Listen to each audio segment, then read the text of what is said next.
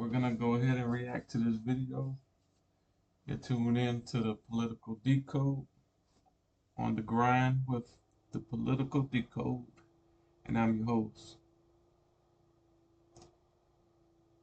Now under FEC investigation for soliciting maybe potentially ActBlue campaign donations that seem to be a little bit suspicious. This, of course, comes at the same exact time Jasmine Crockett has bragged about being the top fundraiser in the Congressional Democrat Party. So once all the numbers come out for everyone, I am fully anticipating that I will be one of the top fundraisers Q1 in the entire House between Democrats and Republicans, and that's because of y'all.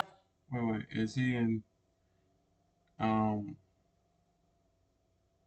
is he insinuating that she's bragging about being the #1 fundraiser because of ActBlue?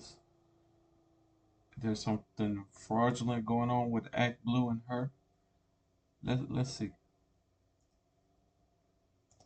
Foremost, we actually covered about 2 weeks ago how Jasmine Crockett, right, this lovely character right here, apparently has been implicated in the situation. She is now under FEC investigation for soliciting maybe potentially ActBlue campaign donations that seem to be a little bit suspicious. This, of course, comes at the same exact time Jasmine Crockett has bragged about being the top fundraiser in the Congressional Democrat Party. So once all the numbers come out for everyone, I am fully anticipating that I will be one of the top fundraisers Q1 in the entire House between Democrats and Republicans, and that's because of y'all, the people. So I am looking forward to that. So, most trading causes take your money, give you some less. now at the same time, given the way this works, she could simply be a victim of it, right? Maybe she doesn't even know.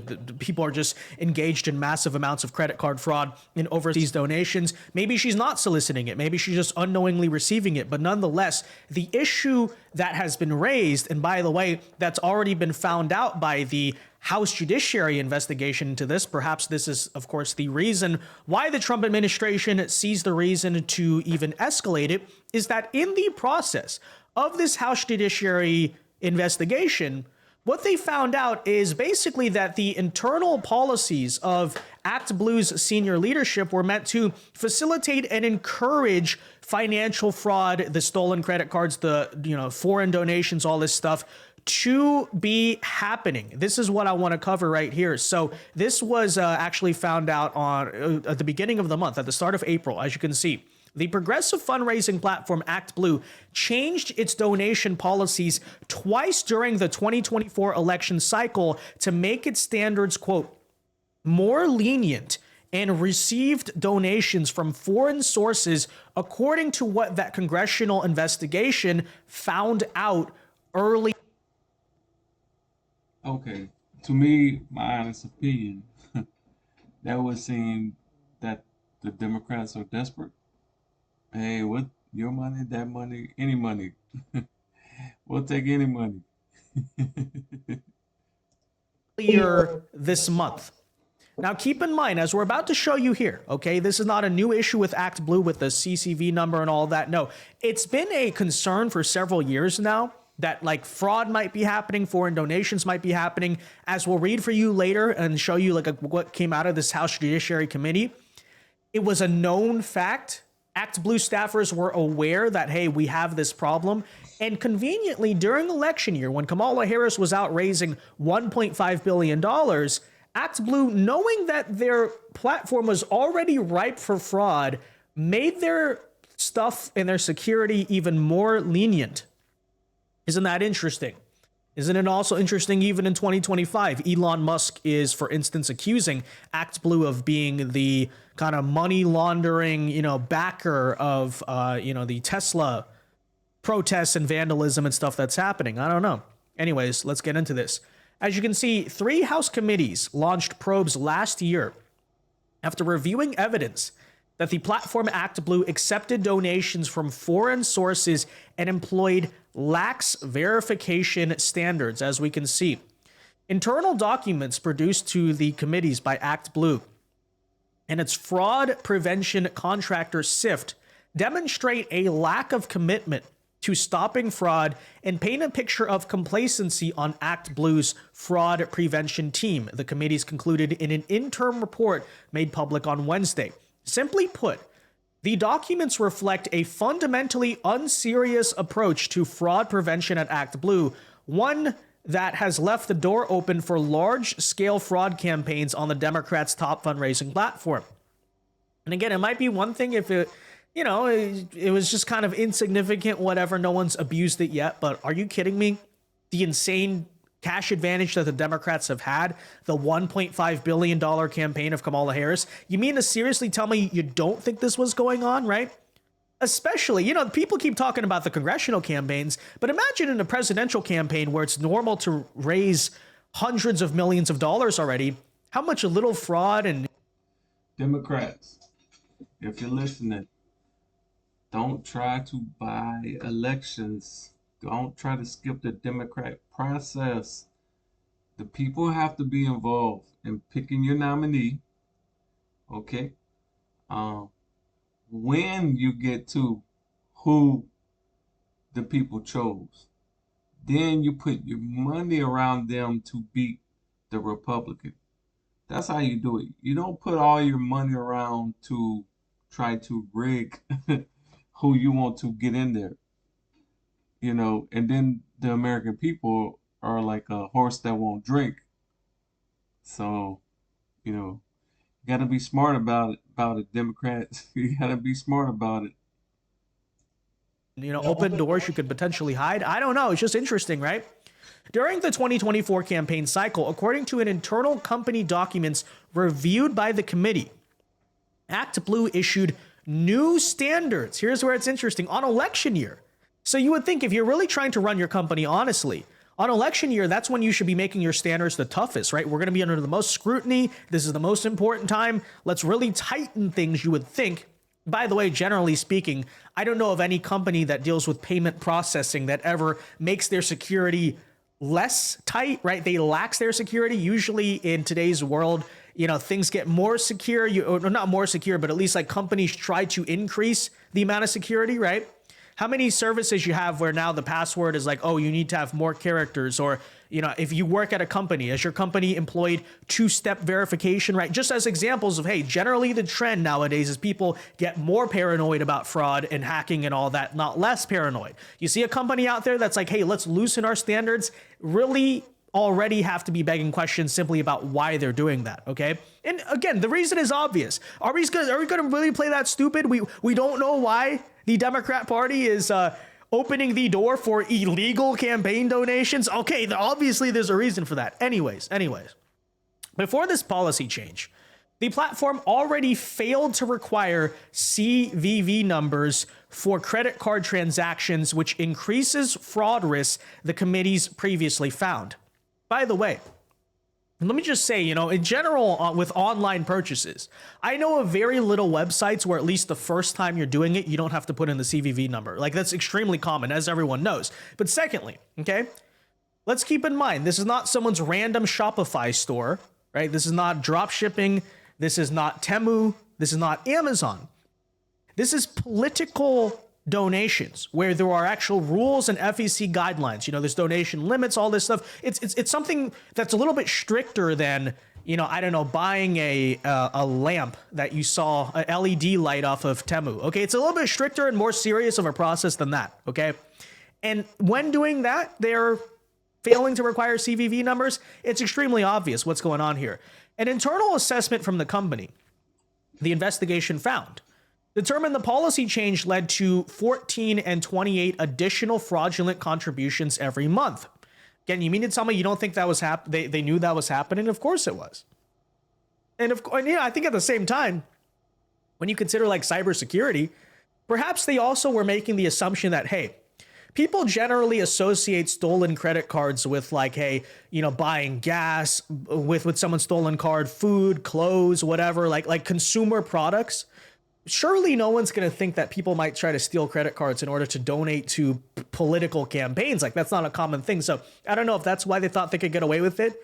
But yeah, it's pretty obvious. Again, the only reason you would not it'd be such a big deal to put in a 3-digit CVV number is because you have a stolen credit card, right? That's the only reason. Because if you have it right in front of you, you just turn it around. You know, it's that simple. Anyways, the platform also began to monitor potential fraudulent donations from several foreign sources. So they knew this. That's why this is important, right? They knew this was happening, including hundreds of donations from Brazil, Colombia, India, Iraq. I don't know, the USAID, is it, you have USAID stuff going on? I don't know, but you know, the Sesame Street employees are donating. But anyways, Iraq, the Philippines, and Saudi Arabia, and other countries, an internal memo shows. Look out for these donations, as you can see.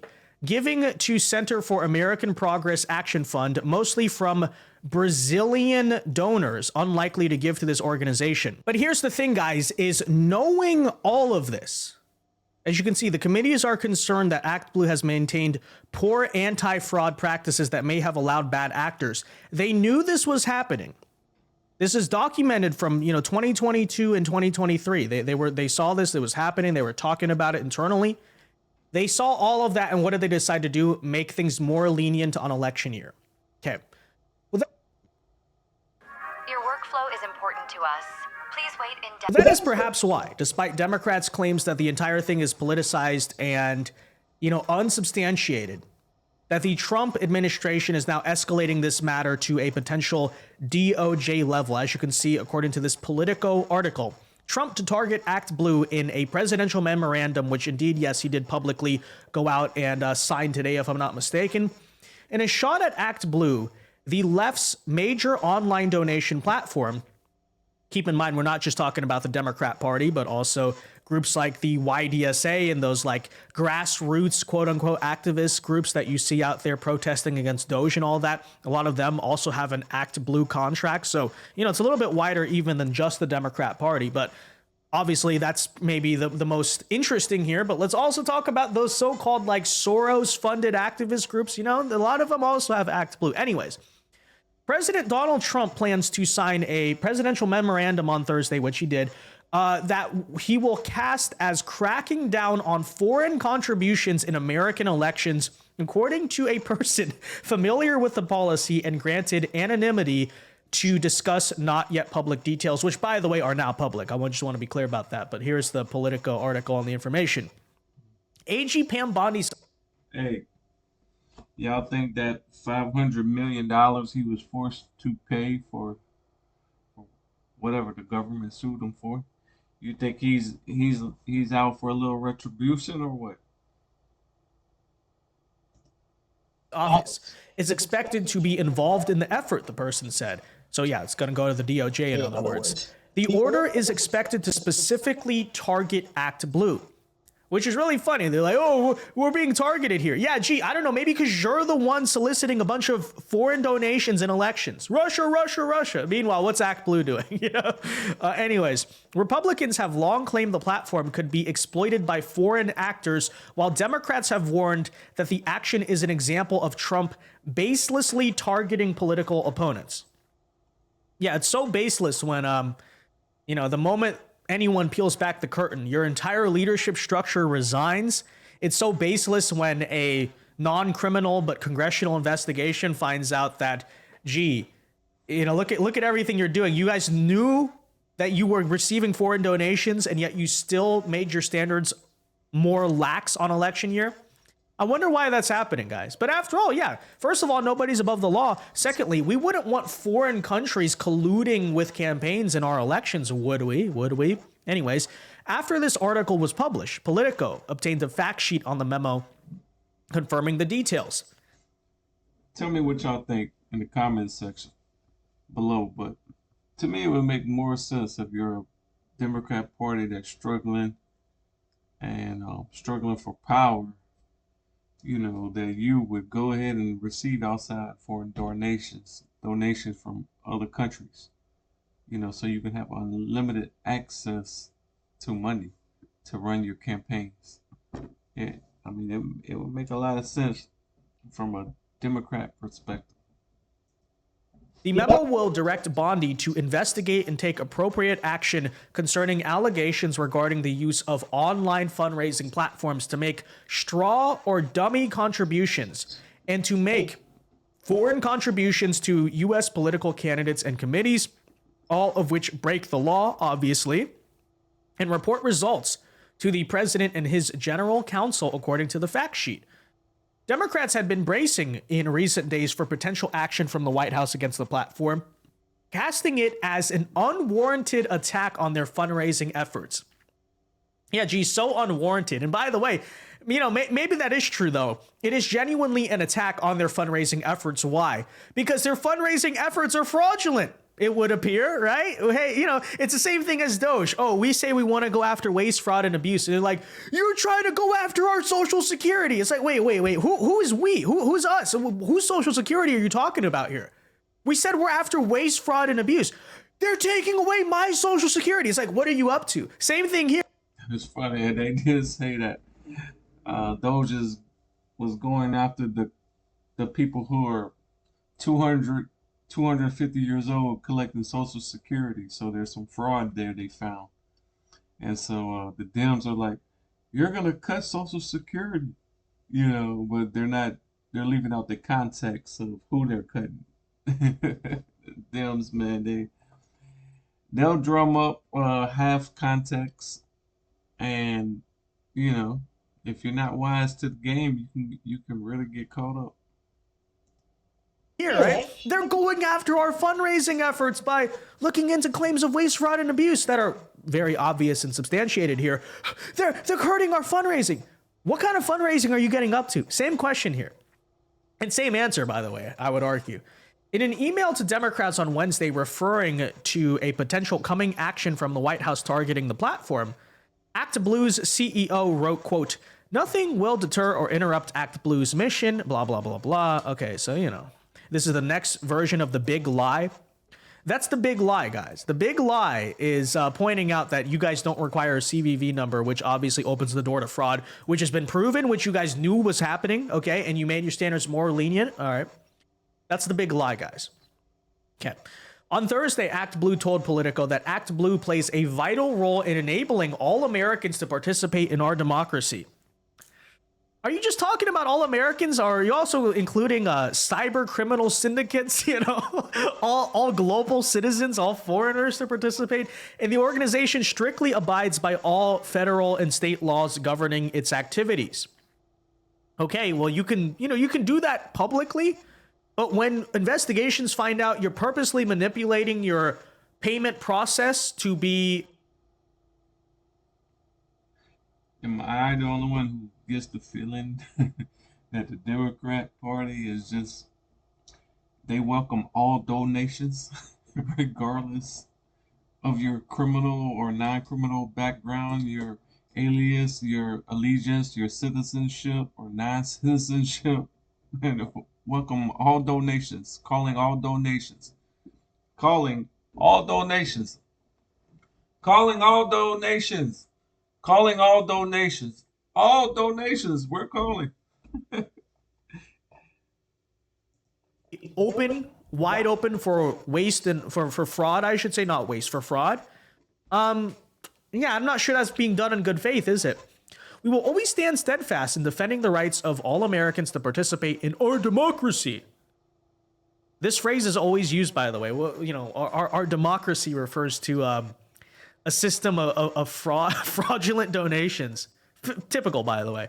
And ActBlue will continue its mission undeterred and uninterrupted. Blah, blah, blah, blah, blah. Representative Brian Steele, the chair of the House Committee on Administration, sent a letter to ActBlue in October asking for documents and information about how the platform verifies donors, suggesting that it does not have adequate protections to prevent foreign donations. Gee, you don't freaking say. And isn't this just extremely convenient as well?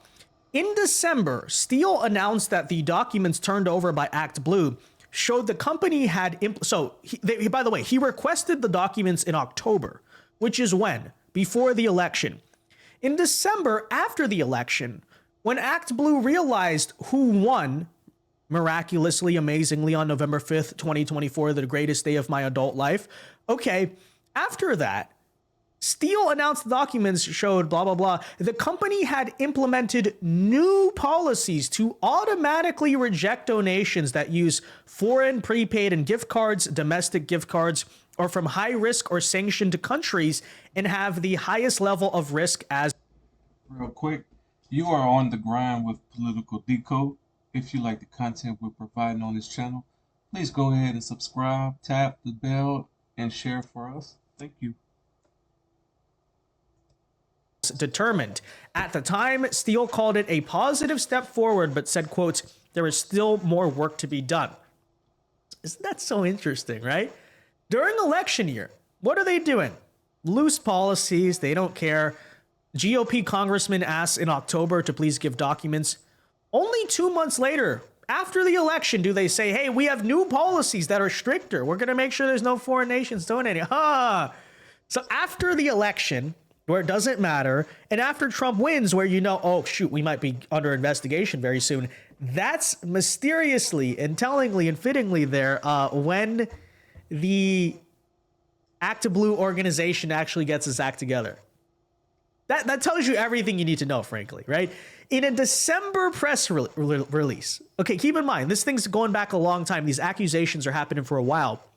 But suddenly, in a December press release after the election, after the amazing day known as November 5th, 2024, ActBlue then says that its robust security program and strict fraud prevention measures help us rigorously protect donors and all that, blah, blah, blah, blah. Yeah, no, you guys are pretty clearly guilty here. Allegedly. We don't, no one's been convicted yet. But surely I do have to say, I think the evidence here is pretty strong, Allegedly. Well, you heard him, guys. He laid it all out. Let me know in the comment section if you agree or disagree. You have tuned in to Political Decode.